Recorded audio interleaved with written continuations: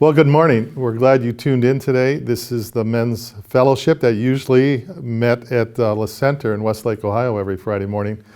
But ever since COVID, we've been using the facilities here at Grace Church in Middleburg. We're so thankful for that, to have these interviews with many of the people, many of the men that attended the Men's Fellowship. So we're very happy today, have a good friend and a regular attendee at the Men's Fellowship, Russ Mead. Good to have you, Russ. Glad to be here. Good to have you. And we do this that men might share their story and their testimony of how they came to know Jesus Christ and how that transformed their life, and just a little about their life story. But before we start, Russ, would you open us in a word of prayer, Yeah, please? I'd love to. Dear Papa, we just come to you today in prayer. We all have a story, Lord.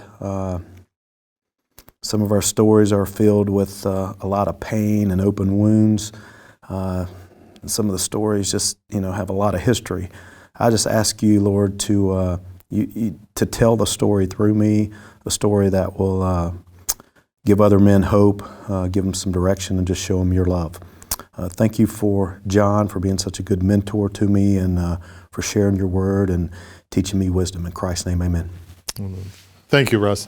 And like I said, we use this opportunity to share our life story, and it's been a tremendous blessing to many men and others that have been listening to this on YouTube. So with that said, would you just kind of tell us about your life? I know a lot about it and not all everything, but kind of very interesting story. If you would maybe tell us a little about your background. Well, as I alluded to earlier, when I walked in, I woke up at 3 o'clock this morning and, was kind of struggling with not sure what the Lord wanted me to share. Mm-hmm. My story is very elaborate, a lot of ups and downs, and filled with, quite a bit of pain. Right. I think where I'm at in my life now, I'm at a really good place, Okay. and the Lord's using me, and I'm serving, so I don't have a lot of time to think about what's going on in my past. So my story, opened up some wounds that the Lord was showing me. Sure. And like I said, I just wanted the Lord to speak through me today, and Right. hopefully give some men some hope, and show what a relationship with Christ is like. I was born in 1969 in North Carolina. Mm-hmm. I have a sister, a year and a half younger than me, and I moved around. My biological father was in the Air Force, so I moved around. I went to 13 schools in 12 years. Boy, okay. Between my two parents, there are 11 marriages.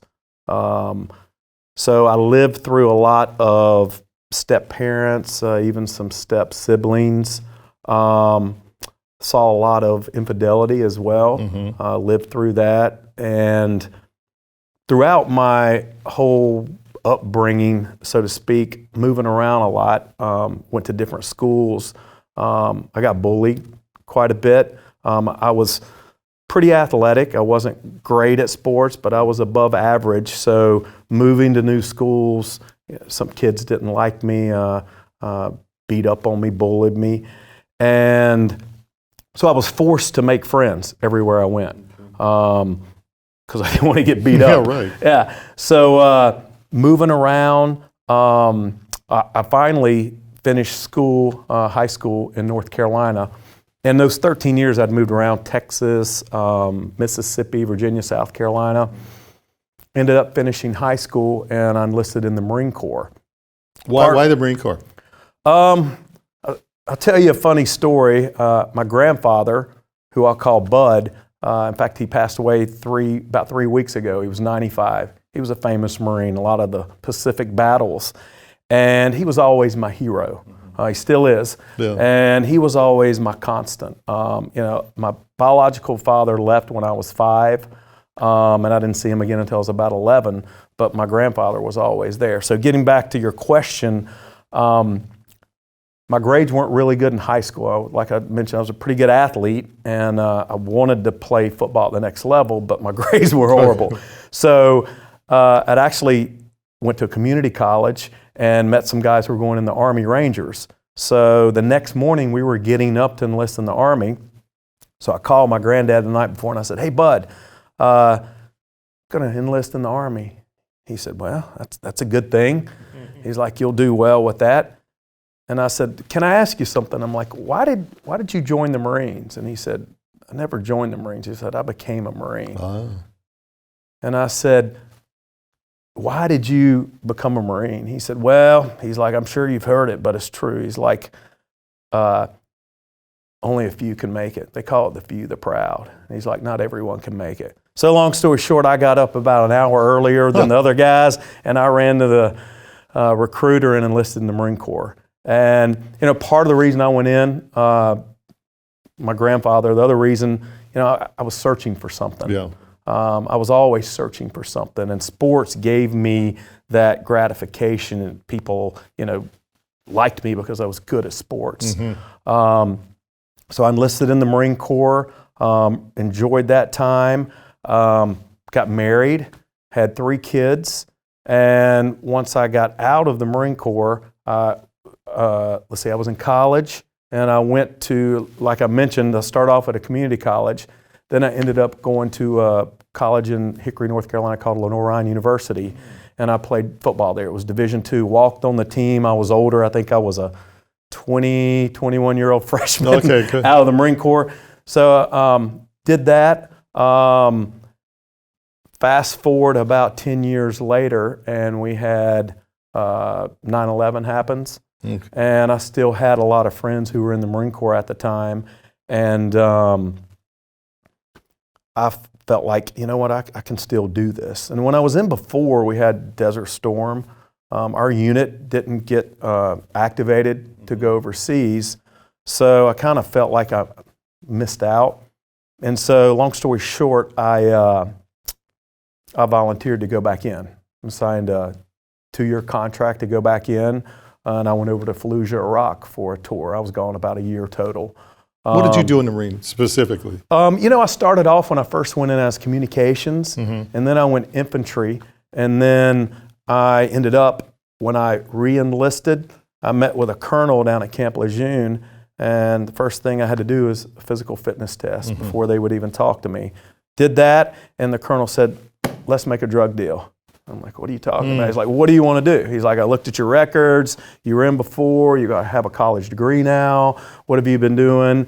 What would you like? And I said, well, the one thing I'd like to do is I want to take my rank of sergeant back, which usually when you're out 10 years, you don't get that same rank.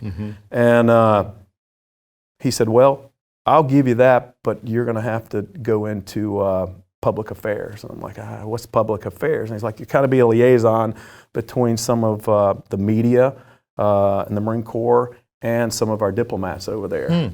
And so I ended up going to a school actually up in Maryland called Fort Meade. Oh yeah, Fort Meade. And went to a public affairs school. And then I went to Camp Lejeune, had to get updated on the new training. It had changed quite a bit. And then I deployed with the 2nd Marine Expeditionary Force in 2005 to Fallujah, Iraq. Now, I kind of skipped over probably the most important part. In 1994, my wife at the time and I were going to a couple's Bible study at my best friend's house, at his parents' house. And we had I wasn't a believer then. My whole life I had people who were influential as far as Christian influences upon my life and good examples, but I never had really, decided I want to have a relationship with Christ.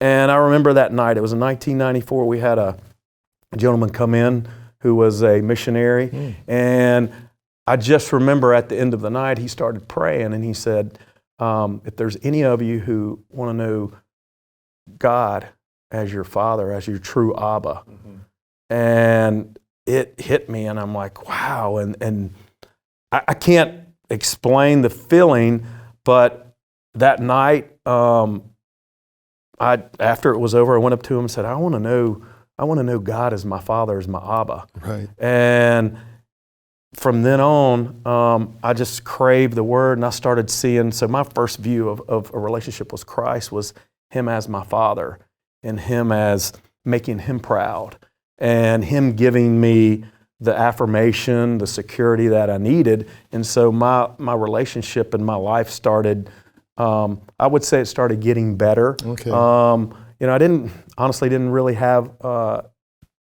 good example of parenting. Right. Like I mentioned earlier, my dad left when he was 5.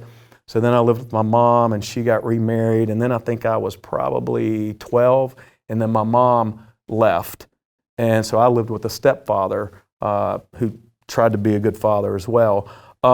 So I craved to be a good dad. Sure. I craved to be involved more than, my father was involved with me.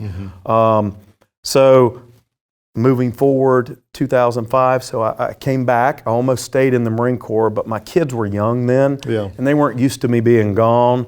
So I stayed, and my wife and I at the time had gotten married because she got pregnant. So we didn't really have a great marriage. Probably the thing I'm ashamed the most in my life is I had an affair with my wife. That's not the reason we split up. And when that happened, I ran from the Lord. I didn't think, he's not going to take me. I'm dirty. I'm sinful. You won't be forgiven, you thought. Yeah, I said, he's, I'm not going to be forgiven. So I ran from the Lord for about a year. And I ended up getting, I lived in Hickory at the time, and I ended up getting in a men's group, Bible study, kind of like what we have on Fridays. It was a smaller group of about 15 men. And I started meeting with a counselor, and I really started feeling God, saying, Russ, I'm going to take you back. I'll always take you back. But you got to learn, you got to learn from this, and we have to gain some wisdom and some understanding of what life is supposed to really be about, and to be disciplined. And if anything, Russ, you should know about discipline and self-discipline. That's true. Yeah. So that was probably in 2010, 11. So my kids are getting older. My son was a really good football player, better than I was. Yeah. He was a fullback and a linebacker. And I think about his sophomore year, he had a shoulder injury, and he got addicted to opioids. And I remember at the time telling his mom, I'm like, at least he's not smoking marijuana. Right. He's just taking a pain pill. At that time, I didn't have the education or the awareness that what opioids could do. In and out of rehabs, and it got to a point where finally my son Jake, he went in the Navy, got out of the Navy, and he moved up to New Jersey to help on a film project with one of his friends. And he was actually the military liaison for the film. Okay. So for 6 months, from what everyone told me, he was not only clean, but he's what kept the whole project together and kept it moving forward throughout adversity. After the movie was completed, this was probably May, June 2017, and on June 26th of 2017, I got the call that my son had passed away from opioids. And again, not again, because that was the worst thing. Yeah. Being in Iraq, I lost friends over there, but losing my son and the relationship that I had and wanted with him that I didn't have. I'm not going to say it hit me harder than other parents who lose their kids, but it really devastated me. It took me down a dark, deep hole. And probably for at least 6 to 9 months, I lived in a very dark place. Sure. And I never thought about suicide, but I thought about just, what it would be like just to go to heaven. I called it my J squared. Jesus and Jake, I'm ready to go. But I was very selfish, John. I kept thinking about myself and not my kids and not my other family members that needed me. And the whole time, throughout my anger, throughout my frustration, throughout my sadness, God was always there. I could tell you story after story of God speaking to me through other people or through songs or just being there. And it was almost like the vision I have, God sitting there like, is that all you have, Russ? Because I'm not going anywhere. I'm going to be here right with you through the entirety of this. And probably about 9 months after my son passed away, I remember one day I was in my bed. And I would go to my bed and just cry to the Lord. And I called him Abba. And I said, just, will you cuddle with me? Will you hold me? And I remember God saying, you know what? You've got to ask to come out of this pit. You've got to just reach up. If you reach up, I'll reach out and I'll help you get out of there. And I remember that night in my bed, I said, you know, Father, I want to get out of this. I can't live this way. And it was like he said, you know what? I still have a plan for you. And that was probably one of the hardest things for me, is because I'm like, why am I still here? Yeah. You know, I can bring men back from combat, but I can't save my son. Sure. And I felt like a failure. And I felt like, not only how, but why would God use me? What purpose do I have in life? And honestly, I just wanted to kind of just blend into everything, to melt. Anonymous. Anonymous. Yeah, right. I was like, you know what? I just want to end up at the beach somewhere. Nobody bothers me. You know, just live a life that just kind of disappear like the fog. And I remember God saying, you know what? Don't waste your pain any longer. Use it to help other people. And I said to myself, I said, what does that mean? Yeah. I have no idea what that means, Lord. And he's like, I kept hearing him say, be still and know I'm God. Be still and know I'm God.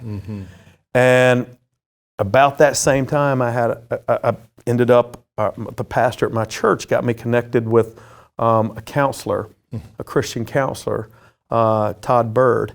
And Todd and I started meeting weekly, and it was like I was slowly and gradually, with the Lord's help and Todd's help, coming out. In fact, Todd married my wife and I about a year ago here in Cleveland. But that whole time I'm still living in Hickory. And I had 2 vehicles. I had just recently bought a nice condo, had a pool. I'm like, hey, I'm going to melt away. Yeah. Initially finally be at the beach someday. And God's like, I got another plan for you, Russ.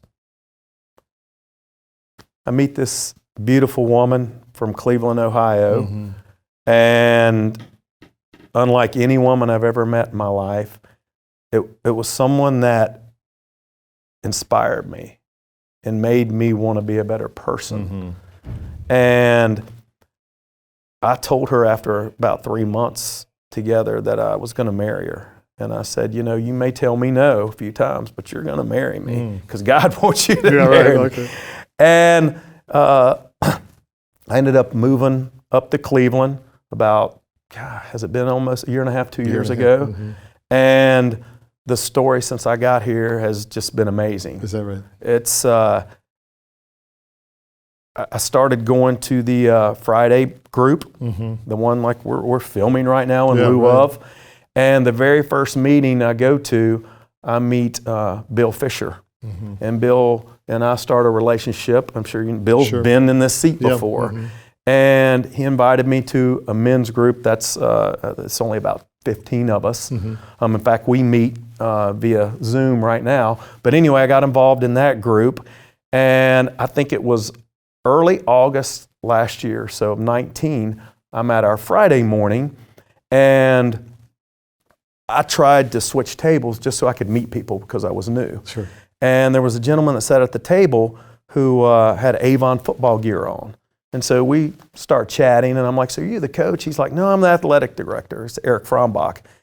And I said, you guys have a pretty good football team. I live in Avon, and I think I'd probably come from the gym. And he's like, well, you look like you probably played football. And I'm like, yeah, many, many years ago. And he's like, our program, we love having volunteers. Would you ever think about volunteering? And I'm like, I don't know. I'm not sure.